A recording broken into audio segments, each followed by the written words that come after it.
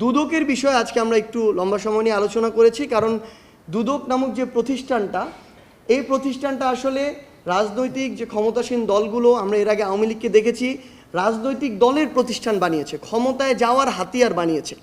তো সেই জায়গায় দুদককে যেন সাংবিধানিক প্রতিষ্ঠান হিসেবে স্বীকৃতি দেওয়া হয়, এই বিষয়টি আমরা তুলে ধরেছি।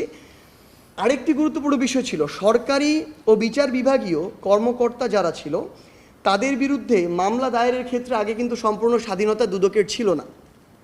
দুদকের আইনের 32-এর ক ধারায় বলা ছিল যে সরকারি কর্মকর্তা বা বিচার বিভাগীয় যারা কর্মকর্তা ছিল তাদের বিরুদ্ধে দুর্নীতির অভিযোগে যদি মামলা দায়ের করতে চায় তাহলে সরকারের পূর্বে অনুমতি নিতে হবে।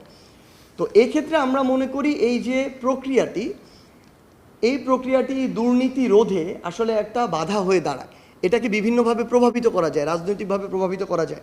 তাই আমরা আমাদের পার্টির পক্ষ থেকে স্পষ্ট অবস্থান জানিয়েছি, এই দুদকের 32-এর ক ধারাটি বাতিল করতে হবে।